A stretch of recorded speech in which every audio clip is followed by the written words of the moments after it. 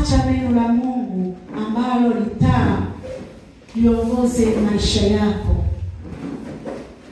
Acha neno la Mungu ambalo ni taa liongoze maisha yako. Acha neno la Mungu ambalo ni taa liongoze maisha yako. Hapa tunakwenda kuona taa ni nini. Tunaona taa ni kifaa kinachotumika kutoa mwanga penye giza. Ikifika usiku, hizi taa zikizimwa, hapa ndani hatutaweza kuonana, patakuwa ni giza. Lakini tukiwa giza zinawekwa kwa ajili ya kuongezea kuona.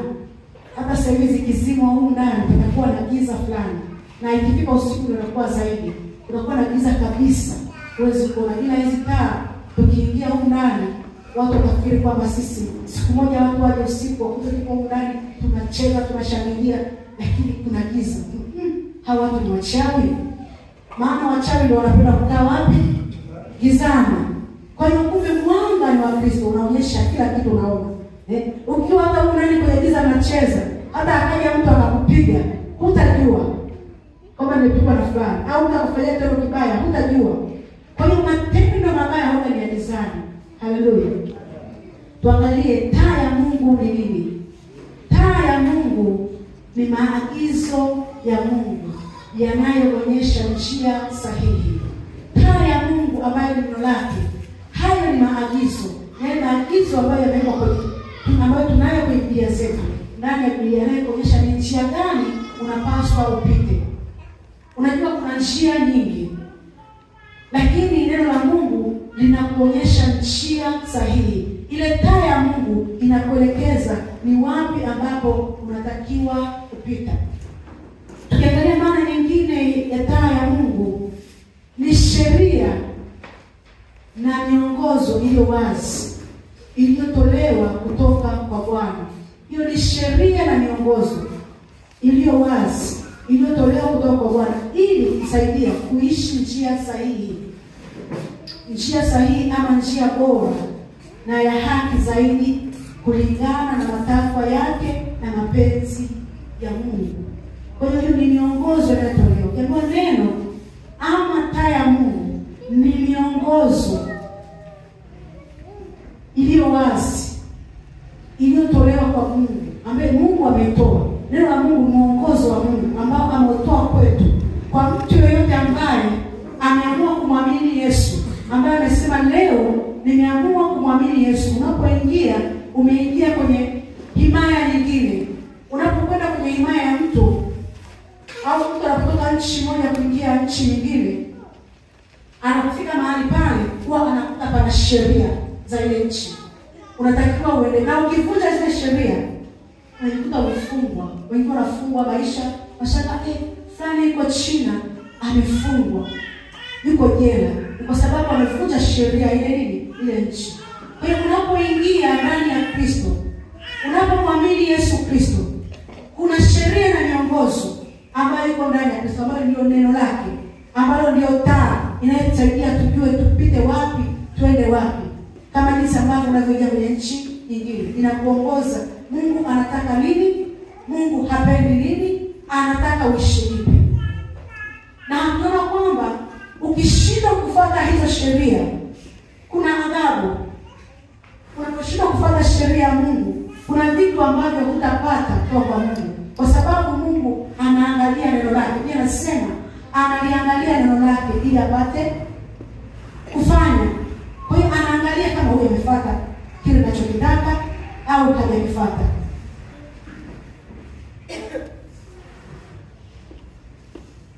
Tunaona kwamba sheria imewekwa ili kwamba watu wafuate ile sheria. Hapa duniani kuna sheria ambazo zimewekwa. Kija hapa Tanzania kuna sheria ambayo inasema kwamba mtu baba mwanafunzi, mtu akitembea na mwanafunzi anawekwa ndani miaka 30. Kwa hiyo wewe ukifanya kwamba unaweza kufanya kile kitendo, afu kaenda kwa hakimu, kaambia hakimu, mimi hiyo sheria nilikuwa sijui. Hiyo haitakuwa sababu ya hakimu kuacha kuweka jela. Utawekwa ndani. Wewe unaijua sheria, uwe unijui. Ukiwa katika hii nchi lazima ujifunze sheria za hii nchi, kwamba ni vitu gani ambavyo havitakiwi na ni vitu gani ambavyo vinatakiwa. Huwezi ukaenda ukaiba kwa mtu ukasema nilijua kwamba kumbe kuiba sio kosa. Sikujua kama kuiba au kupiga mtu sio kosa. Unamwambia hakimu, anakuhukumu pale, unamwambia ni hakimu, mimi sikujua kama mtu anaweza akampiga mtu afu akawekwa ndani. Ndio sikujua. Hawezi akakuachia kwa sababu unamwambia kwamba kujua. Yaani kutokujua ni ujinga wako. Kwa hiyo kutokujua kunaweza kusababisha ukaingia kwenye matatizo. Kwa hiyo kutokujua sheria za Mungu kunaweza kusababisha wewe ukajikuta unakosa haki zako au unaingia katika shida. Kwa hiyo unapoingia katika Ukristo, unapomjua Mungu, ni lazima utafute kuzijua sheria za Mungu ni zipi. Haleluya. Tusome kitabu kile cha Zaburi 119 mstari wa 119 mstari wa 105. Zaburi 119 mstari wa 105. Biblia inasema,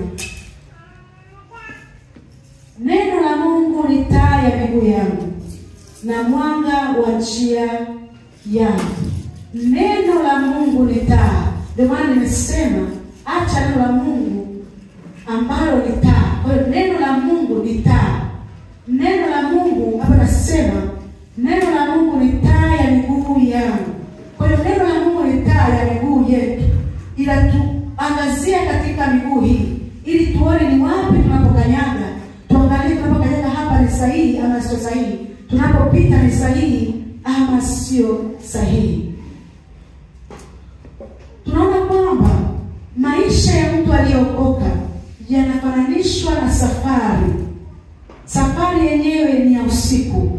Mtu anapoanza maisha ya wokovu, hii safari inafananishwa na safari ambayo mtu anakwenda safarini. Na hiyo safari unapokuwa unakwenda ni unasafiri usiku.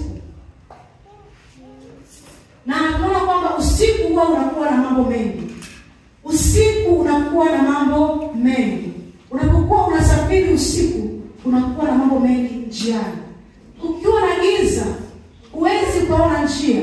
Unaweza kupita sehemu ambayo ina miba, ukakanyaga miba. Kwa hiyo unapokuwa katika safari hii ya kwenda mbinguni, lazima uwe na taa ambayo itakuelekeza njia ni ipi. Taa ambayo ni neno la Mungu. Lazima unapokuwa unatembea gizani, lazima uwe na tochi au taa kubwa ambayo itakusaidia kumulika. Uangalie ninapokanyaga hapa, ninakanyaga wapi? Labda ninakanyaga hapa, naweza kanyaga katika giza, unaanza kushangaa umekanyaga nyoka.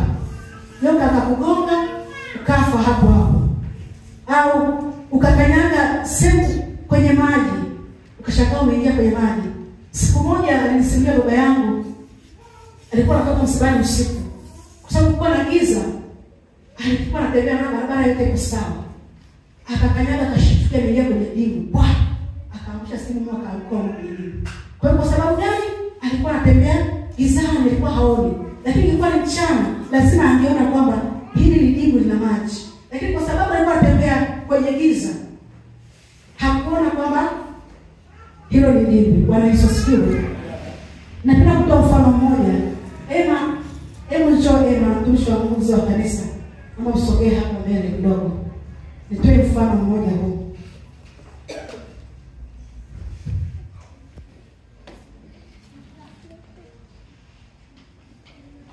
Sogea hapa mtumishi wa Mungu.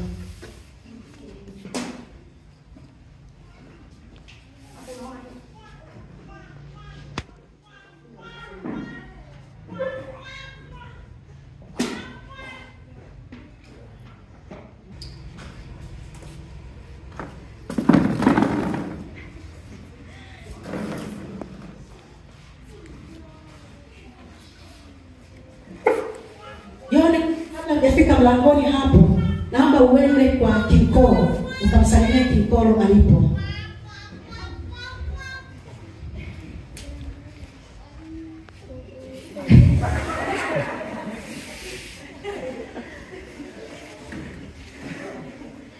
Naomba urudi. Naomba utoke nje. Hapo.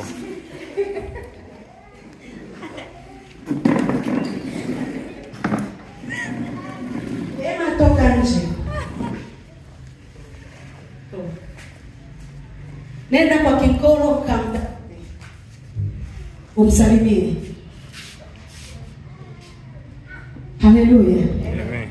Tunaona hapa Joni nimwambia atoke nje. Wakati wa kutoka nje palikuwa na vizuizi hapa, ameshindwa kujua kama pana viti, amegonga hivi viti. Lakini ingekuwa ni kirani anaweza kuanguka chini. Nimwambia Joni aende kwa kikoro akamtafute, lakini kaenda kumsalimia ile mama kikoro. Lakini nilimwambia Emma toka nje. Emma ametoka nje. Kapita kasalimia viti vizuri akatoka nje. Ni kwa nini Joni ameshindwa kutoka nje vizuri na ameshindwa kufahamu kikoro na Emma ameweza kufanya hivi? Ni kwa nini? Tunaona kwamba Joni alikuwa anatembea gizani, haoni. Kwa hiyo anakwenda kwa kukisia, anakwenda kwa kupapasa, anaambia kikoro anamtafuta. Bahati mbaya anakwenda anashika mtu mwingine. Lakini Emma ametoka direct akijua ni wapi anapokwenda, kwa sababu kuna nini? Kuna mwanga. Ametoka hapa akajua nitapita hapa, hapa pana kizuizi, atajua nitasogeza hichi kizuizi, nitapita. Ninakwenda kwa kikoro. Na kwa sababu kuna mwanga, amemwona kikoro vizuri. Haleluya. Kwa hiyo tunakwamba mtu yoyote ambaye ameokoka, anamjua Yesu, anapokuwa hataki kulijua neno la Mungu, anatembea gizani. Haleluya. Anatembea kwa kupapasa, anatembea kwa kukisia. Nikanyage hapa, hivi ni hapa, hivi ni hapa. Hapana, anatembea kama kipofu. Mtu yoyote ambaye hamjui Mungu anafananishwa na kipofu. Kipofu anatembea kwa kukisia kwa tumbo, anapiga, anajua si usi ni mti, lakini sio nini? Wakati mwingine sio mti. Anapiga hapa ni shimo, si shimo. Sasa kuvuka kwenye shimo ndio inakuwa nini? Kama. Ndivyo ambavyo ilivyo kwa mtu ambaye anayemjua Mungu. Anatembea kama wewe unaokoka, halafu hutaki kuishi, hutaki kutumia neno, hutaki neno la Mungu liongoze maisha yako. Unatembea gizani, ambapo unatembea kwa kupapasa. Muda wowote unaweza ukaanguka. Ndio maana unakuta watu wengi anapokuwa ameokoka anaanguka kwenye dhambi. Anaanguka kwenye dhambi sio kwamba anataka, ila ni kwa sababu hana neno la kuongoza. Hana taa inayomuongoza, anambia hapa sio mahali sahihi. Anajikuta tu ametumbukia kwenye giza. Anajikuta tu ametumbukia shimoni. Unapotembea gizani, unaweza muda wote ukatumbukia shimoni.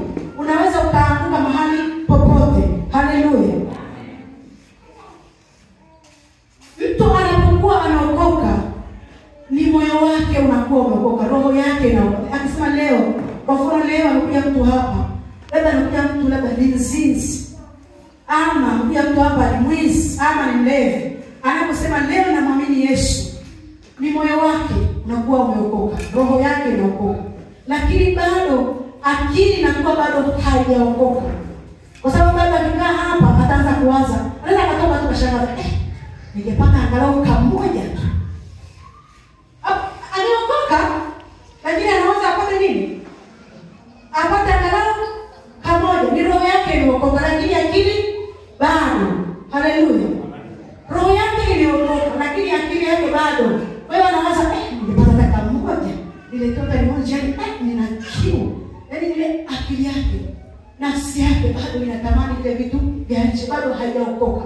Nafsi inaokoka pale ambapo unapoanza kulisikia neno. Haleluya. Nafsi yako unapoanza kulisikia neno, taratibu inaenda inabadilishwa. Unakuta ile mtu alikuwa ni mlevi, anaweza kusema leo nimeokoka, ukashangaa kesho akachepuka anaenda kwenye pombe. Lakini jinsi anavyoendelea kulisikia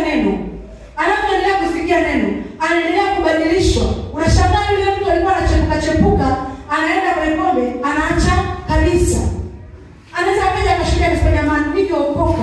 Yaani nilikuwa kila na anaenda tena na shaka siku anakuja na tubu, Mungu nisamehe nimekosea. Kumbe jinsi ambavyo mtu anapokuwa anaokoka, anatakiwa apate neno. Roho imeokoka, lakini akili bado. Ile akili inatakiwa ipate neno la Mungu ambalo linaa iongoze, endelee kubadilisha nini? Akili yake, endelee kubadilika, endelee kubadilika. Jinsi unavyolisikia neno, ndivyo unavyobadilika. Hata mtu anaweza kaja, mtu ambaye ana mgonjwa, anahitaji aombe. Amesikia mahali hapa tumetangaza kwa redioni, Mungu yuko pale, anaponya, anafanya nini? Akaja mahali hapa. Anakuja tu kwanza kwa ajili ya kuponywa. Anapofika mahali hapa, anaambiwa muamini Yesu. Anajua anamkiri na muamini, roho yake tayari. Lakini kama yule mtu ataondoka mahali hapa, hata endelea kusikiliza mafundisho, yule mtu atarudi nyuma. Haleluya. Kwa sababu kilichookoka ni roho. Wewe unasema umeokoka wewe. Mafundisho yanandio yanayobadilisha mtu. Wala sio ile maombi yanayoomba hapa. Yaani anaposikia roho yake imeokoka ndio. Lakini ile nafsi pekee isikie na kusikia. Isikie na kusikia ili kwamba iendelee kubadilisha kwamba kumbe sitaki kufanya hivi. Inasikia na kusikia. Haleluya.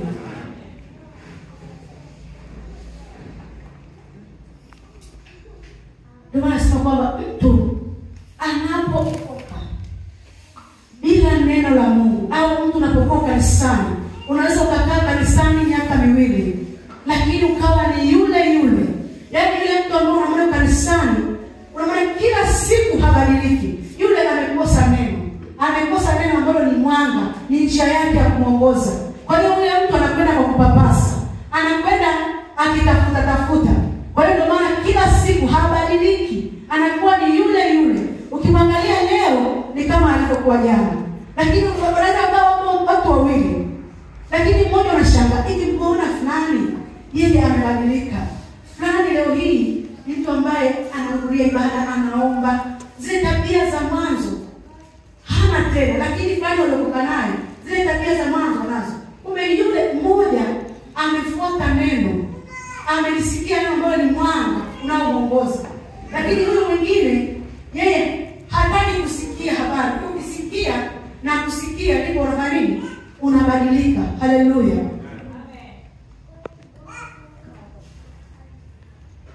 Tusome kitabu kile cha Mithali 28 mstari wa kwanza. Mithali 28 mstari wa kwanza.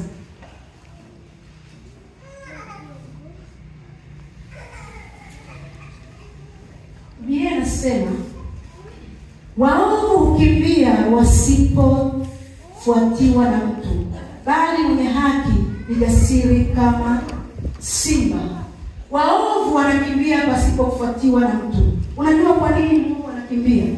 Mtu aliye gizani, mtu aliyefanya uovu ni mtu ambaye yuko gizani. Huwa wakati wote anakuwa na hofu. Ndani ya giza kuna kuwa na hofu. Hebu ukifika usiku, watu wengi wanaogopa. Hofu huwa inatanda. Unapokuwa gizani, kuna kuwa na hofu. Lakini kukiwa na mwanga, kuna mwanga mkali, hakuna hofu. Biblia inasema, kumbe mtu ambaye ameokoka na analifuata neno, yule anatembea katika mwanga. Na Biblia inasema, bali mwenye haki ni jasiri kama simba. Kwa hiyo yule anayetembea katika mwanga, anatembea katika mwongozo wa neno, anajua kabisa, anatembea katika ile neno la Mungu, anajua hapa nitapita na haogopi. Hata anakutana na kitu gani, hata anakutana na magumu na gani, haogopi, maana analo neno. Anatembea kwenye nuru, anajua hapa nitavuka, maana neno la Mungu linasema hivi. Haleluya. Anajua hapa nitavuka. Neno la Mungu linasema kwamba yeye ni nuru yangu na wokovu wangu. Sasa yeye ni msaada wangu, atanisaidia, hapa nitavuka. Hata anakutana na jaribu gani zito, atavuka. Na Biblia inasema mwenye haki ni jasiri kama simba. Yeye ni jasiri, hata akutane na kitu cha namna gani hawezi kuogopa, maana analo neno, anacho kitu cha kushikilia. Anajua, anasema mimi nitakamata hapa, najua Mungu wangu atanisaidia. Lakini mtu ambaye hana neno, hana pa kushika, anapapasa. Kwa hiyo huyo atakuwa kila wakati ana hofu. Anajua ninaugua, nipata ugonjwa. Sasa huu ugonjwa, nimesikia ugonjwa ambao hakuna mtu anayepona. Kwa hiyo sitapona huu ugonjwa. Ugonjwa anasema hauna dawa. Kwa sababu halijui neno, hana neno la kumuongoza apite wapi, hana neno la kumsaidia. Lakini yule mwenye neno, hata kama angeugua, anajua kabisa na Mungu nasema nini. Neno la Mungu nasema kwamba alipigwa, alichukuliwa kwa ajili yangu. Kristo alipigwa kwa ajili yangu. Kristo alichukuliwa kwa ajili yangu. Anajua hapa nitashinda kwa sababu Kristo yuko upande wangu. Kwa hiyo atasimama, atasonga mbele. Lakini yule ambaye hana neno, atabaki anasita, atabaki anapapasa papasa, atabaki anahangaika, atabaki kila wakati anakuwa na hofu, nitakufa, sitapona. Na nitaenda hivi. Anakuwa kila wakati mtu wa mashaka, ni mtu wa hofu, ni mtu ambaye hajiamini. Mimi nasema mwovu anakimbia, hata kama kitu kidogo tu anakimbia.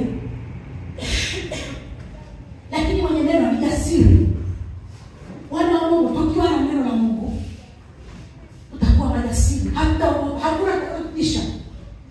Utajua kwamba Biblia inasema yeye alifanyika maskini ili tuwe tajiri. Kwa hiyo utajua kwamba pamoja na kwamba leo hii mimi na hali ngumu, pamoja na kwamba leo hii maisha yangu ni magumu, lakini Yesu alifanyika maskini kwa ajili yangu ili mimi niwe tajiri. Najua nitatoka mahali hapa, najua hapa nitatoka. Lakini kama huna hilo neno linalokuongoza, utashika wapi? Utaenda kusikia watu wanasema ukiwa kanisani ni umaskini tu. Wewe utajikuta umeingia gizani. Utajikuta umekwenda kwa mganga kama huyo alikuwa kwa mganga, kwenda kutafuta nini? Utajiri na kwenda kutafuta mali, kwenda kutafuta uponyaji, kwa sababu huna neno la kuongoza. Lazima tu utaingia gizani. Haleluya. Ninakumbuka siku moja wakati bado niko binti nyumbani, umeme ulikatika. Umeme ulivyokatika, ndugu wangu alikuwa nje. Mimi nilikuwa nimetoka, nikaingia pale sebuleni, hakuwepo, nikaingia chumbani. Sasa hiyo wakati anakuja, alikuwa na binti moja mpangaji wetu pale. Wakaingia pale sebuleni. Nikiwa mle ndani nikasema, ngoja nikawashtue. Nikachukua shuka nyeupe nikatoka nayo nifunika. Nilipotoka pale sebuleni, waliinuka. Walipoinuka wanakimbia, wanajigonga pale kitu, wanaanguka chini. Kila wakikimbia wanajigonga na wanaanguka chini. Wakakutana na feni, wakaipiga na kuvunjika. Wanapiga yoyo, wakatoka nje wale. Baba akatoka na nini? Akatoka na taa. Akaja pale sebuleni. Akatoka kuna nini? Kuna mtu yule. Ameniona tu mimi. Kwa sababu nikaona hapa sasa itakuwa shida. Mimi nikatoka nje zangu, nimebelea shuka na shangaa wanakimbia. Kumbe mimi nitoka nifanye niwaogopeshe. Haleluya. Lakini ningetoka mtu na mwanga, wangeogopa. Wasingeogopa. Lakini giza linatisha. Haleluya. Linaleta hofu. Nilipotoka nikiwa na niwaliwa street nani? Hawakujua ni nani ametoka. Hawakuona, hawaelewi ni nini. Lakini tunapokuwa na mwanga, kila kitu unakiona live kilivyo. Kama nikitoka mimi kama nilivyo mimi, utaona huyu ni Irene yuko hapa. Lakini kwa gizani utaanza kuuliza wewe ni nani? Wewe ni nani? Huko unarudi nyuma. Hapo ni gizani. Mwanga, neno la Mungu ni mwanga. Ninakuonyesha kitu ambacho live yaani peupe inaonekana peupe. Kwa hiyo wana wa Mungu ni vizuri, unapotaka kumjua Mungu vizuri, ufuate, ufanye neno la Mungu liwe mwongozo wako. Ufanye neno la Mungu liwe taa yako, ikuangazie, ikuonyeshe. Ndipo utajua hichi kwamba ni kizuri, hichi sio. Haleluya. Kwa nini nasema tumruhusu Mungu au neno liongoze maisha yetu? Ni kwa nini nasema hivyo? Jambo la kwanza nasema hivyo kwa sababu neno la Mungu lina nguvu ya kubadilisha maisha ya mtu. Neno lina nguvu ya kubadilisha. Neno linaleta mabadiliko. Tusome kile kitabu cha Ibrania 4:12.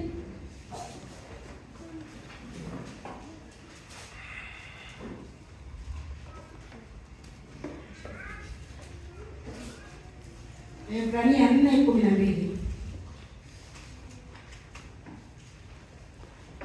Biblia inasema, maana neno la Mungu li hai,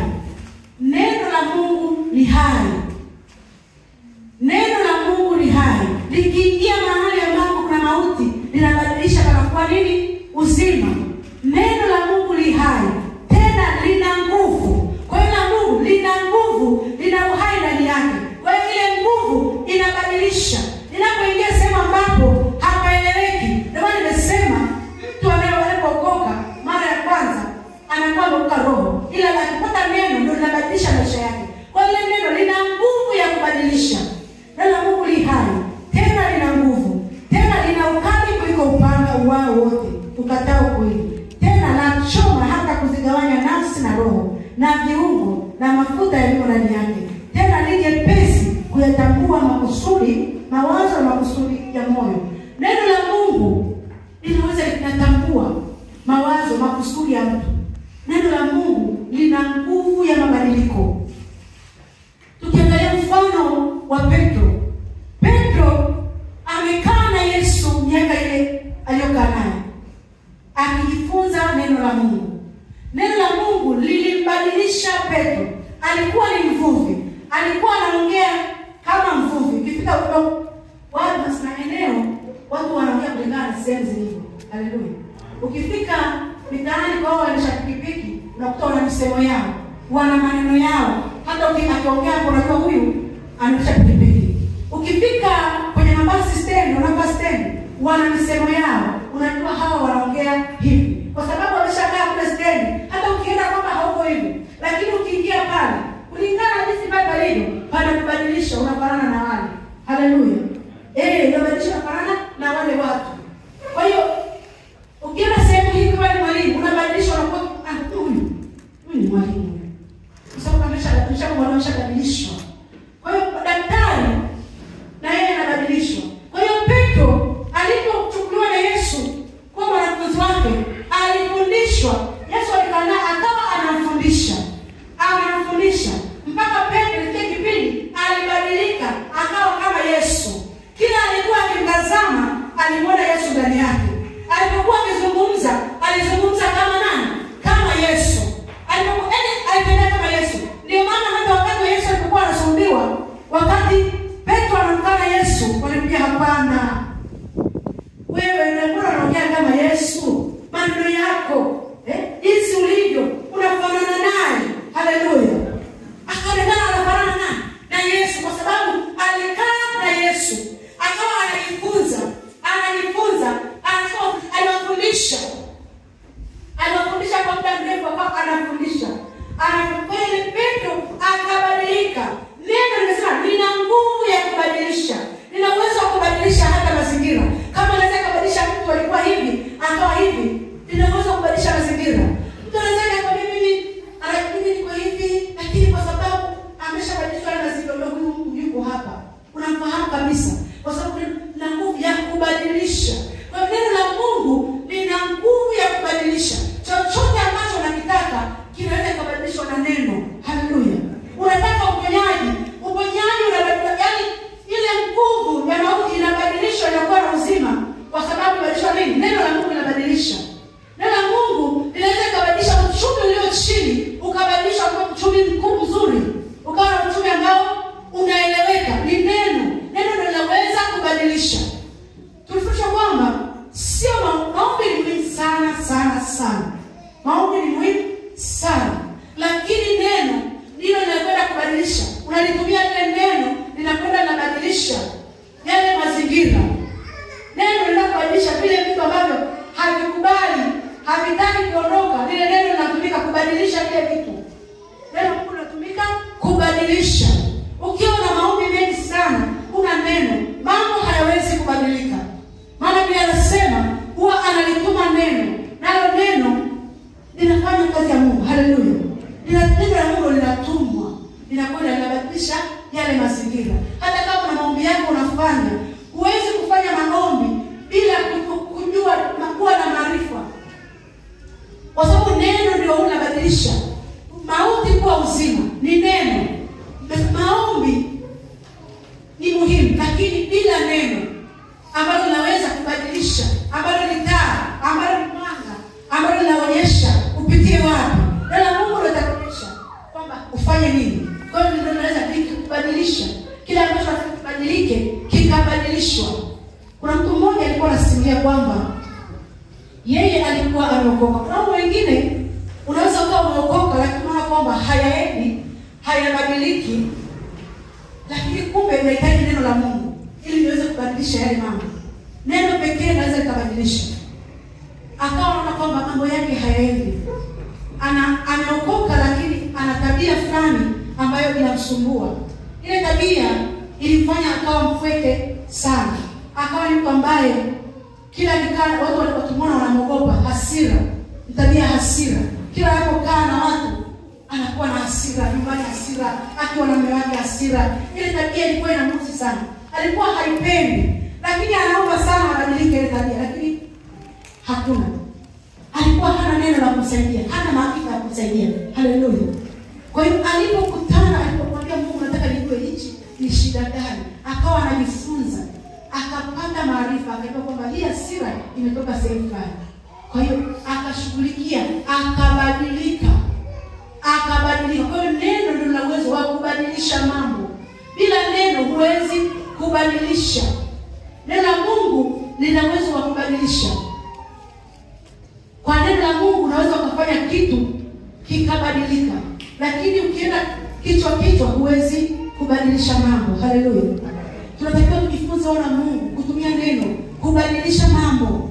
Unaweza kukaa na tatizo muda mrefu, lakini hujui kwamba tatizo linabadilishwa na nini. Tatizo linabadilishwa na neno. Neno la Biblia inasema neno la Mungu li hai.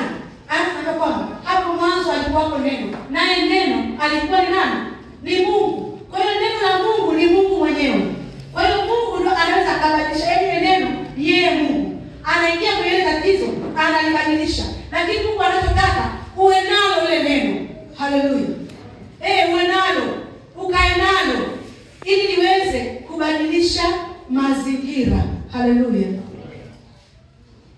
Kwa nini nasema tumruhusu Mungu au neno liongoze maisha yetu? La pili, neno la Mungu linatupa ufahamu na maarifa.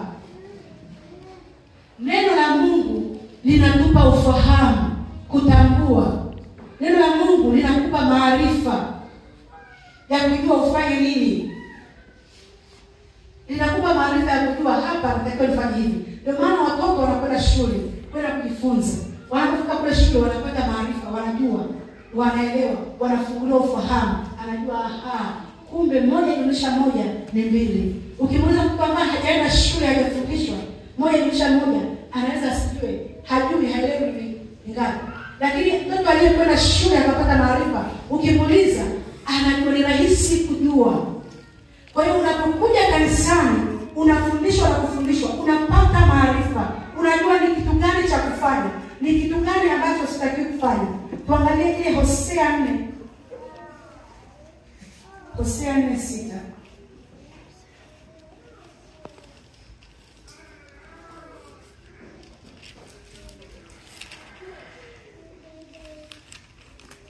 Hosea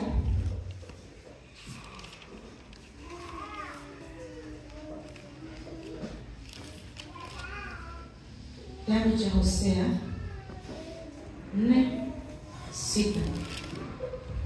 Biblia inasema watu wangu wanaangamia kwa kukosa maarifa. Watu wangu wanaangamia kwa kukosa maarifa. Watu sio kwamba wanaangamia kwa sababu wamekosa maombi, hapana. Sio kwa sababu wameacha kuja kanisani, hapana. Watu wanaangamia sio kwa sababu wameacha, hapana, ni maarifa. Watu wanaangamia kwa sababu wamekosa maarifa ya Mungu. Wamekosa nini cha kufanya. Hawajui wafanye nini. Wanapokutana na tatizo zito, hawana maarifa ya kuwasaidia kutoka kwenye ile shida. Maarifa yanamsaidia mtu kutoka kwenye shida aliyokutana nayo. Leo hii umekutana na ugonjwa, una maarifa ya kusaidia kutoka kwenye ile ugonjwa. Yeye anasema watu wangu wanaangamia, hawajui wafanye nini. Wamekutana na shida, lakini neno la Mungu lipo. Maarifa yako pale, hawataki kutafuta ile maarifa wafanye nini, lakini wanaangamia. Mungu anashangaa, anasema hawa watu wanaangamia, wanapotea, sio kwa sababu mimi Mungu sipo. Mungu yupo, lakini hawana maarifa. Mungu ametoa maarifa, ameweka kwenye neno lake. Anataka haya maarifa uyachukue, uyatendee kazi.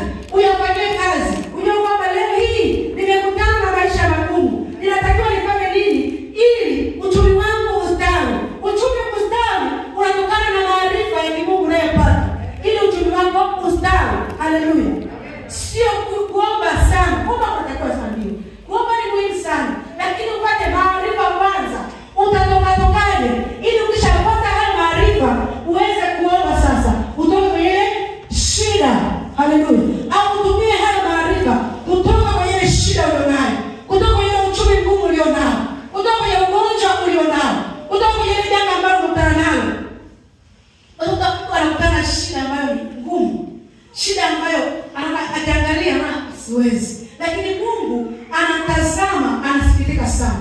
Anasema kila kitu nimeweka, kila kitu nimewapa. Unaangalia hivi, anakuangalia, ni kwa sababu tu huna maarifa ya kutoka. Watu wengi wanashindwa kuendelea, wanashindwa kuponywa, wanashindwa kusonga mbele. Sio kwa sababu hawapati maombi, ni kwamba wanaombewa sana. Kuombewa wanaombewa sana. Kutoa wanaombewa sana, lakini hawana maarifa. Unaweza kuwa unatoa lakini huna maarifa namna gani utoe. Huna maarifa namna gani ufanye. Kwa hiyo maarifa yanahitajika sana katika kila kitu. Haleluya. Ndio maana nimesema natakiwa uruhusu neno likuongoze. Neno likuongoza inakupa maarifa ya kujua ufanye nini hapa. Bila nasikia kusoma hapa nasema, kwa kuwa wewe umekataa maarifa, mimi nami nitakukataa wewe. Kwa kuwa umekataa maarifa, kwa kuwa wewe umekataa nisikuongoze, umekataa maarifa ya kuongoza. Yeye anasema na mimi nimekukataa. Haleluya. Sio mimi nimesema. Ni nini nimesema? Biblia. Kwa kuwa wewe umekataa nisikuongoze. Kwa hiyo unaweza ukawa unaishi hivi hivi hutaki kufuata neno la Mungu. Yeye anasema na mimi nimekukataa. Unaweza kuwa umekaa unafikiri na Mungu ameshakukataa zamani. Kashakukataa mapema. Kwa sababu nao umekataa yeye asikuongoze. Haleluya. Mtu anaweza kaja hapa. Na kwa haya, Leonida uje hapa. Bianca amenipa Leonida. Akaniambia, Leonida ndio atakayeongoza popote utakapokwenda. Nataka kuna mjini, Leonida akuongoze. Sasa natakiwa nifuate Leonida anako kwenda. Leonida twende. Nafika mahali namwambia Leonida, naenda mwenyewe. Napotea. Nitamlaumu nani? Haleluya. Nitamlaumu nani? Nimemkataa Leonida. Nikamwambia sitaki failini. Nikamkataa na sitaki uniongoze. Nikamwambia toka, nitaenda mwenyewe. Sasa ninatakiwa nilaumu nani kwa kupotea njia? Ninatakiwa nilaumu nani kwa kutafuta kule ambako nitakiwa nifike? Unatakiwa nilaumu mwenyewe. Umemkataa mwenyewe. Haleluya. Bwana anasema tumemkataa sisi wenyewe. Umemkataa maarifa. Kwa hiyo umemkataa nani? Umemkataa Mungu. Unapoyakataa maarifa, umemkataa Mungu. Umemsukuma Mungu mbali na wewe. Unaambia Mungu toka, sitaki niongoze. Mimi natosha kuniongoza mwenyewe. Kwa hiyo unajiongoza mwenyewe. Unapofikia mahali hali inakuwa ngumu, mambo yanakuwa mabaya, unaanza kumwambia Mungu, Bwana umeniacha. Mungu umeniacha kweli. Nimekukimbilia wewe, lakini Mungu wangu umeniacha. Kumbe wewe ndio ulimwacha Mungu siku nyingi. Umemkataa Mungu siku nyingi. Umeyakataa mambo yake. Ukamwambia kwako siyataki. Mimi nitakwenda na kwangu. Umelikataa neno ambalo ni taa, ambalo linaweza kukuongoza ukapita katika mwanga kutoka gizani. Haleluya. Wana wa Mungu tunapaswa kumkubali Yesu. Tunapaswa kukubali kuongozwa na yeye. Ukikataa neno, umekataa kuongozwa na nani? Na Mungu. Kwa hiyo ni lazima ulikubali neno, usome neno. Ninasema Yeshua akaambiwa maneno ya kitabu hichi yasikate kinywani mwako, bali yatafakari usiku na nini na mchana na kuyafanya. Mungu alijua kabisa huu ndio mwongozo ninaompa Yeshua. Naomba mwongozo apite. Nimempa watu wengi. Nimempa mwongozo kundi kubwa. Wana wa Israeli, kuna watu wajeuri, kuna watu wako hivi, lakini neno hili la Torati, haya maneno yangu Yeshua, haya maneno yakupa leo, yakae ndani yako na uyafanye, ndipo utaweza kuongoza hao watu. Ndipo utaweza kufikia kule ambako nimekuambia. Haleluya. Kama ndipo utaweza kufika. Lakini kama Yeshua angekaidi asipata yale maneno, asingefika.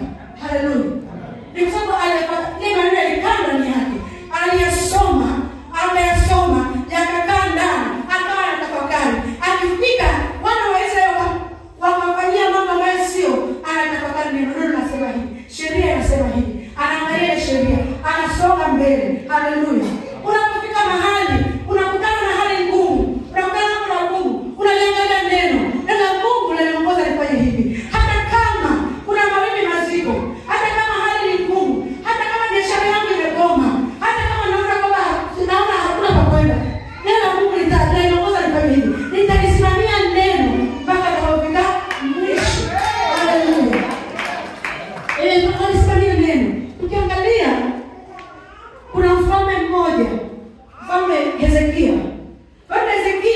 akapata habari kutoka kwa mfalme wa Ashuru, akamwambia kwamba anakuja kupigana naye vita. Na yule mfalme wa Ashuru alikuwa ana nguvu. Alikuwa ana nguvu kubwa. Alikuwa na jeshi kubwa. Hezekia aliwaambia watu wake kwamba yule mfalme anakuja kwa nguvu za mwili, lakini sisi tunaye Bwana. Aliwatumainisha. Wale watu wakalitegemea lile neno waliokuta kwa nani? Kwa Hezekia. Wakaambia kwamba wenyewe wanakuja kwa nguvu za mwili, lakini sisi tunaye Bwana. Wale watu hawakuangalia ile jeshi lenye nguvu, walitegemea lile neno, walifuata mwongozo wa lile neno, wakashinda vita. Kwa hiyo wewe usiangalie ni maisha gani unayopitia, usiangalie ni hali gani ulionayo, usiangalie watu wanasema nini, hata kama wamesema wamechoka, usiangalie ni miaka mingapi ambayo unalini. Hebu liangalie mwongozo wa neno. Neno linasema nini? Niache nikuongoze. Acha lile neno likuongoze, litakufikisha mahali sahihi. Haleluya. Itakupa mwanga. Lile ni mwanga. Linakuongoza miguu yetu. Ni njia, unaangalia njia, unaiona njia sahihi. Kwa hiyo hebu tuache lile neno liwe njia yetu. Haleluya.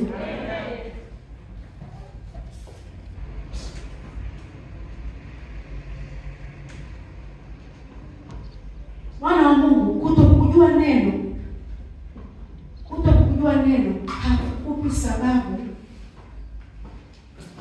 hakukupi sababu ya kusema kwamba kulalamika au kumulika. Kutokujua sheria hakukupi sababu kwamba alaumu kwamba sababu sijui sheria sitafunga. Kutokujua neno utaendelea kukudidimiza, utaendelea kufanya wewe mtu wa chini siku zote.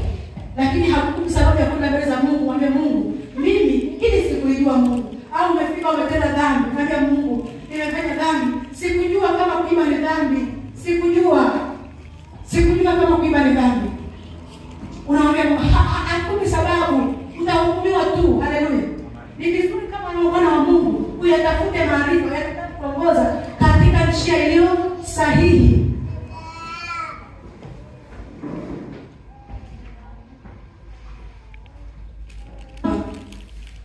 Daudi akasema, moyoni mwangu nimeliweka neno lako, nisije nikakufanya nini? Nikakutenda dhambi. Daudi aliliweka neno la Mungu ndani ya moyo wake. Aliliweka ndani ya moyo wake, likamwongoza ili asije akamtenda Mungu dhambi. Maana ile neno limuongoza, hapa usipite. Neno la Mungu hapa, neno la Mungu linasema nini? Kwa hiyo ile neno alilijaza, akalijaza ndani yake. Lile neno kila kija kilipofura anataka hii hapa kosa. Kufanya hivi ni dhambi.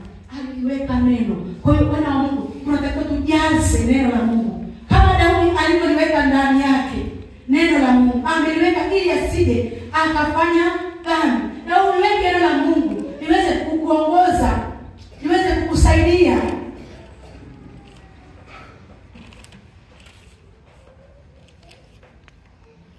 Tatizo Bwana wa Mungu sio kwamba tumeshindwa kufanya kuacha dhambi, wengine wanafanya dhambi na sumbua. Sio kwamba ameshindwa kuiacha. Tatizo namna gani atakayotoka kwenye hiyo shida. Mtu anaweza kawa anatamani sana, ameokoka anatamani sana, ameishi miaka mingi, lakini yeye ameokoka miaka mingi sana, lakini kuna kitu ambacho kinamtesa. Kuna shida ambayo inamtesa. Kuna kitu ambacho kimekuwa kikwazo kwake, kinamtesa. Shida sio kwamba anashika namna, anataka apate namna ya kutoka kwenye ile shida. Apate maarifa atokeje kwenye ile shida. Akishapata maarifa ndio atatoka. Utatokia siku ya kuja kutubu. Mungu nisamehe nimekosea. Nimefanya dhambi. Nimefanya hivi Baba. Nihurumie, nirehemu. Kesho unaingia tena kwenye ile. Shida sio kwamba shida yako ni kwamba umekosa maarifa. Tafuta maarifa ya kimungu yatakayoweza kutoa kwenye hiyo shida. Haleluya. Tunaona kwamba kuna baba mmoja mwenye cheo ambaye alikutana na Yesu. Yule baba alipokutana na Yesu alitaka fanya kazi wake aponywe. Alikuwa amemwacha nyumbani. Akamwambia Yesu, nimekuja mfanyakazi wangu ni mgonjwa, nahitaji aponywe. Yesu akamwambia nitakuja kumponya. Biblia inasema Imani chanzo chake ni kusikia, na kusikia kunakuja kwa neno la nani? La Kristo.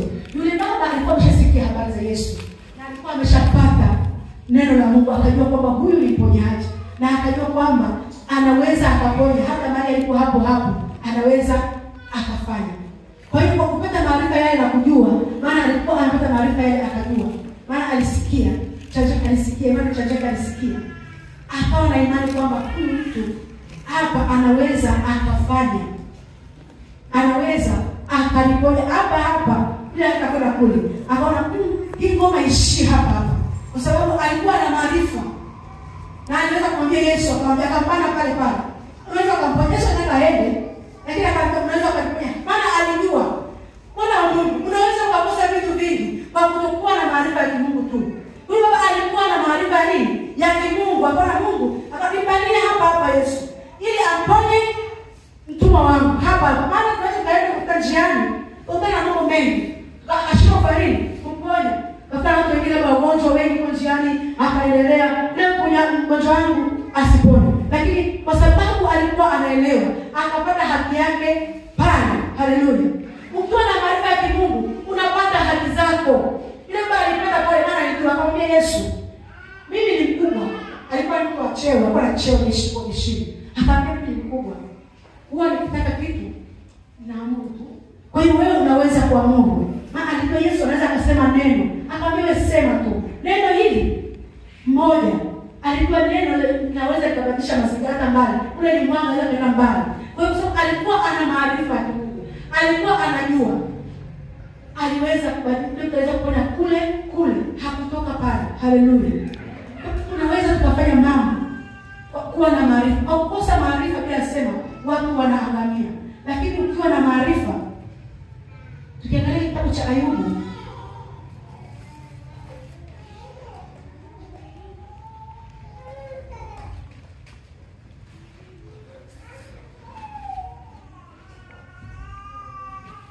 kitabu cha Ayubu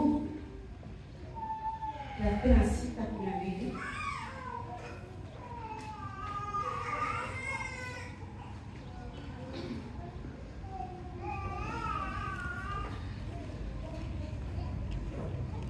Lakini wasiposikia wataangamia kwa upanga, nao watakufa pasipo maarifa.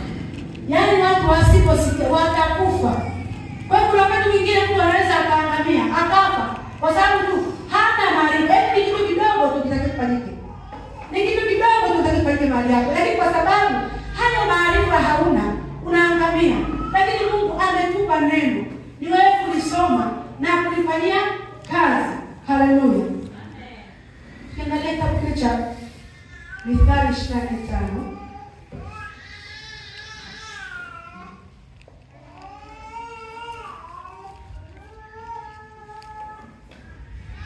Mithali 24 mstari wa 5. Biblia inasema mtu mwenye hekima ana nguvu, na mtu wa maarifa kuongeza uwezo. Mtu mwenye maarifa anazidi kuongeza uwezo zaidi. Anaongeza mtu mwenye maarifa, mtu mwenye ufahamu, anajua afanye nini na kwa wakati gani. Ukiwa na maarifa, lazima utajua wakati huu wakati wa kufanya nini. Maana pia kuna watu wengine hawajui wakati huu wa kufanya nini. Hasa wale waliokuwa na maarifa ya kujua nyakati, anajua huu wakati, anakuwa na maarifa, anafahamu kufika hizi nyakati nifanye nini na kitu gani nisifanye. Kwa sababu ana maarifa ya Mungu, ana ufahamu. Maana maarifa yanafungua ufahamu. Unajua hapa nifanye nini, kwamba hapa nisifanye na hapa nifanye.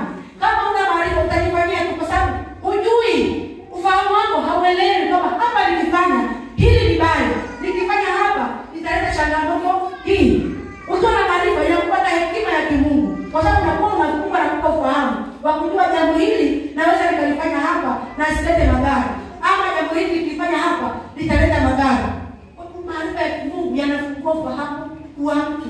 Ufahamu unafunguliwa, anajua afanye nini, anaelewa sasa hii biashara nitaifanyaje, anapata ufahamu wa kufanya biashara yake. Hii biashara nitafanya hivi. Mungu anakuwa maarifa, anapofahamu kwamba hapa hii biashara niifanyeje, hapa niifanyeje, nifungue saa ngapi, nifanye nini ili niweze kufanikiwa. Unajua unapokuwa ndani ya Biblia kuna kila kitu wana wa Mungu.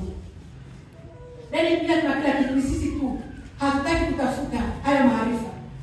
Hatutaki kutafuta kama vile watu wanavyojua. Watu wanakwenda shuleni, madaktari huwa wanakwenda kusomea daktari miaka 5 ili wapate maarifa ya udaktari. Wajue namna gani watatatua changamoto za watu. Mtu anapata changamoto, atatatua changamoto za watu. Wanapata maarifa. Unapokwenda pale, anakuangalia. Kwa kuangalia tu, anajua wewe nenda kapime, itakuwa ni tatizo fulani, nenda kapime ugonjwa huu. Kwa sababu amepata ufahamu wa kujua kwamba hii anachopitia hapa ni hichi. Ndivyo ambavyo wana wa Mungu sisi tuliokoka, tukiwa na neno, tukitafuta maarifa ya Mungu, tutajua namna gani ya kutatua changamoto zetu. Haleluya. Tutajua namna gani ya kutatua mambo tunayopitia. Hata mambo ya watu kule nje, wako wengi wanatafuta watu wa kanisani ili watatue changamoto. Wakifika kanisani, wanakutana na kanisani na wana changamoto. Wanashika watatuliwa na nani? Kwa sisi ambao tuko humu, ambao tumeokoka, tukiatafuta maarifa ya Mungu, tutapata fahamu. Kwanza tutatatua changamoto zetu wenyewe tulizonazo. Halafu pia tutatatua changamoto za majirani zetu. Haleluya. Tutatatua changamoto za majirani zetu. Lakini kama una maarifa, huwezi. Ukuta daktari ambaye amekushi tu vyeti hajasoma, kifika pale anaweza kufanya kitu kibaya kwa sababu hana maarifa. Unamwambia daktari anauma kichwa, anakisia tu, anataka kuchoma sindano, anakisia.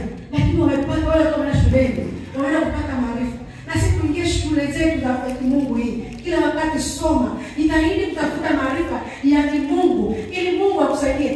Yaani wakati unatafuta ile maarifa, lazima utapata ufahamu tu. Haleluya. Wale wanaotaka kusoma daktari wanakuwa hawajui chochote. Haleluya. Wanakuwa pale hawajui nini? Anakuwa daktari hajui chochote. Lakini anapofika mahali pale, anapata maarifa, anakuja, anaelewa. Umejuaje daktari? Umejuaje hili? Ni kwa sababu amepata maarifa. Amefungua ufahamu. Ufahamu wake unaelewa. Haleluya. Unaelewa. Mungu tunafanya kazi fulani. Amesomea ile kazi. Amepata maarifa ya ile kazi. Kwa hiyo anajua kila kitu kuhusu ile kazi. Kwa ukienda kufanya ile kazi, utaboronga. Na Bwana wa Mungu, tukipata maarifa ya Kimungu, tunafungua fahamu zetu. Tunaweza kufanya mambo yakawa sahihi. Haleluya. Tukiangalia mfano huu mwingine, yule mama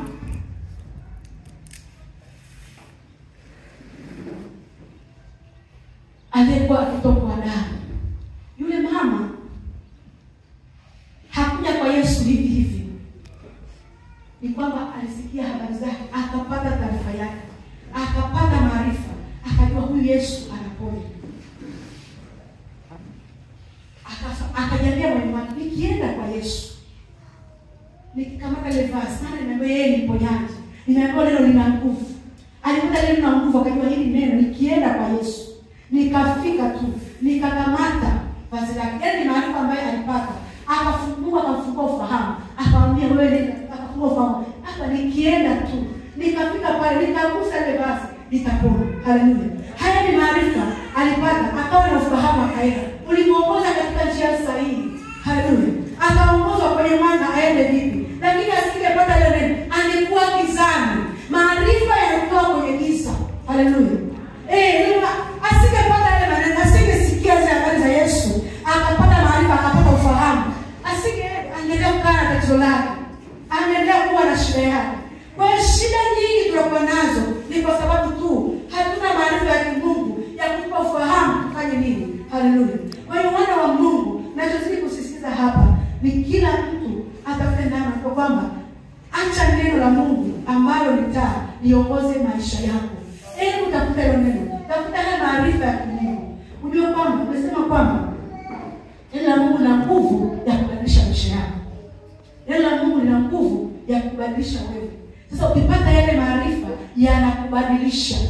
Neno linabadilisha maisha yako. Hutaweza kubadilishwa kama unakuwa huna maarifa. Hutaweza kubadilika kama hutapata maarifa. Kama hutapata ufahamu ufanye nini? Mambo hayawezi kubadilika.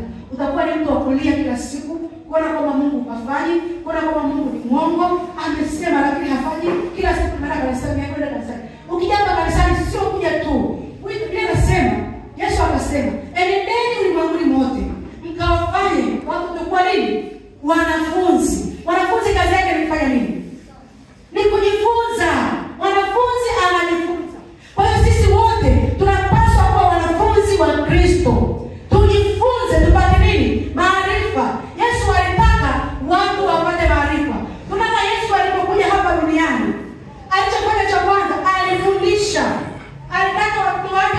maarifa, maana alijua atawaacha na watakutana na mambo mbalimbali. Hakuanza kuwafundisha kuomba kwanza. Alianza na nini? Na neno, kuwafundisha kwanza, kuwapa maarifa. Akaanza kuwapa maarifa, akawafundisha kwa muda wa siku nyingi. Miaka mitatu anawafundisha, anawapa maarifa mpaka maarifa yakaingia kichwani. Ndipo akaanza kufundisha kuomba, namna ya kuomba kwa ndani. Kwa hiyo lazima tupate maarifa. Yesu alianza kuwafundisha. Na anataka Yesu sio sisi tukae tu. Anataka tufanye kuwa wanafunzi. Tujifunze, tupate maarifa. Haleluya. Isipokuwa hivyo Yesu anakuja duniani, anataka kufundisha kwa njoni wanangu. Haya wewe wale pale hata kuombea. Wanataka kufanya nini? Kuombea. Ombea. Haya muombee yule pale. Anaombea anafundisha ya Joseph kwa jina la Yesu. Anafundisha kwa Yesu toka pepo. Hakufanya hivyo Yesu. Alichofanya aliwafundisha kwanza. Watu wakapata maarifa. Maana ile maarifa ndio mwongozo wao. Yesu alipoacha, alikuwa nimeshawapa package. Nimewaachia package ambayo itawasaidia. Walipopitia maziko, walikuwa nalo neno. Walikuwa na package ndani yao ambayo Yesu aliwaachia. Walipokuwa peke yao, walikuwa na package. Unapokuwa unaombewa tu. Unakuwa una package. Ukiwa ndani, akaenda atafanya vile babati, unapiga kelele. Maana huna maarifa ya kimungu. Huna neno la kimungu. Utapiga Yesu, unachungaji, unapiga babati. Lakini ukiwa na maarifa, ukifundishwa, hata kama kitu kizito kitapita mbele yako, hata kama majaribu mazito yapita mbele yako, hakika utayashinda. Haleluya. Haleluya. Basi Mungu abariki.